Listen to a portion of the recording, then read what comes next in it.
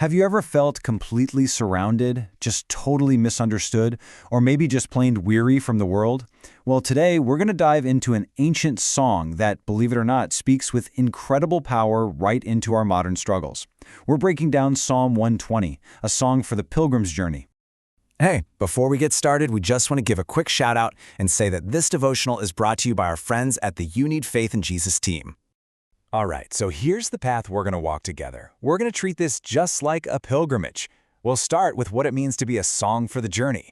Then we'll hear the cry from distress and see what God has to say about lies. We'll touch on that feeling of being a stranger in this world and what happens when your desire for peace is rejected. And finally, we'll talk about how you can apply all this to your own steps on the path. You know, every journey has to start somewhere. And for us to really get what's happening in Psalm 120, we first need to understand the road these pilgrims are on and why they were singing this song in the first place. Now this is so cool. The psalm has a title, A Song of Ascent. So what does that mean? Think of it like ancient road trip music. Hebrew pilgrims would sing these songs, there are 15 of them in total, as they traveled uphill, as they ascended to Jerusalem for the big yearly feasts. And here's what's so relatable. Just like our own walks with God, these songs often kick off from a really low place, a place of trouble, with the singer looking up, looking toward God for help. And that is exactly where our pilgrim starts his song. He's not on a mountaintop. He's in a valley of pain, and he is crying out for help. The psalmist starts with this incredible declaration of faith. But notice the tense he uses. He's not just saying, I hope God will hear me. No, he's looking back and saying God has heard him before. He's building his prayer for today on the solid foundation of God's faithfulness in the past. So let's just break this down for a second. That word distress, it's not just a bad mood. It's the feeling of being trapped, like the walls are closing in. And his response? He didn't just whisper a polite prayer. He cried out, a desperate, wholehearted appeal. And the beautiful result? He heard me. This is such a powerful pattern for us. Remembering how God has come through before, like it says in Psalm 34:6, gives us the fuel and the faith to face what's in front of us right now. Okay, so he's laid this foundation of faith, remembering God can and does save him. But what's actually causing all this distress? Well, now he tells us. And it's a battle that probably feels very familiar to a lot of us, a battle of words. Listen to his prayer, deliver my soul. This shows you how serious this is. Slander, gossip, lies.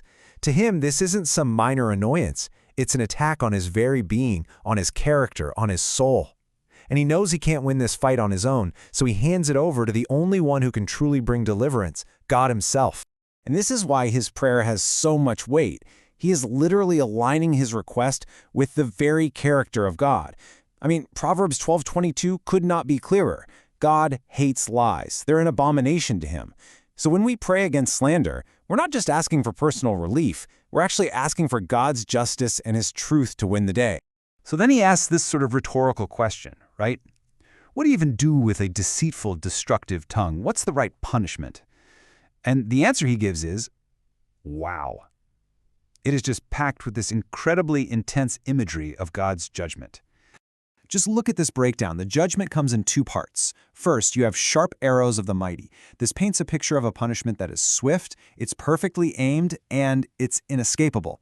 And then you have coals of juniper. Now, juniper wood was famous for burning incredibly hot and for a really, really long time.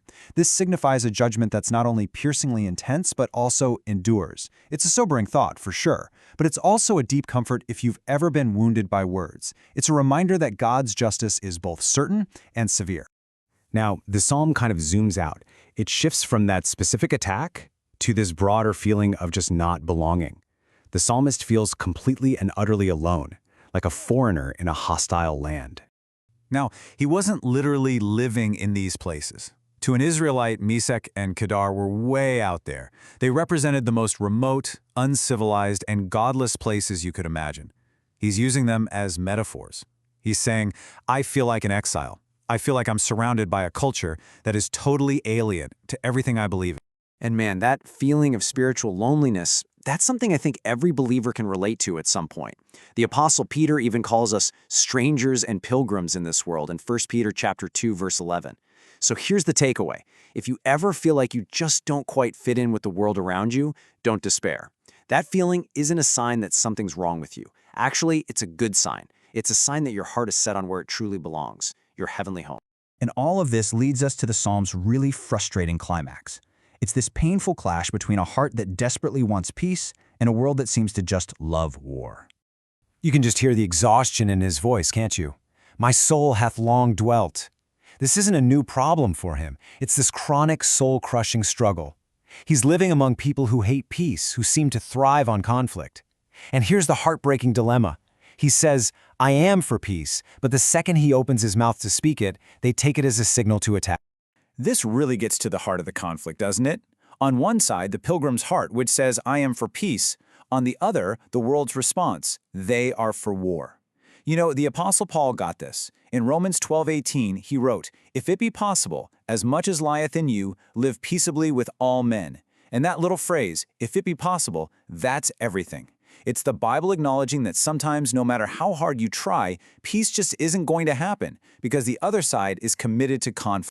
So, we've walked this path with the pilgrim. We've heard his song of distress. The big question left for us is, what does this mean for our journey? How do we take these ancient words and let them shape our lives today? All right, let's get practical. Here are 5 steps we can take right from the pages of Psalm 120. Number 1, remember. Just like the psalmist, start your prayer by looking back at God's faithfulness. Number 2, pray. When you get hit with hurtful words, take that hurt to God first, before you react. 3, guard.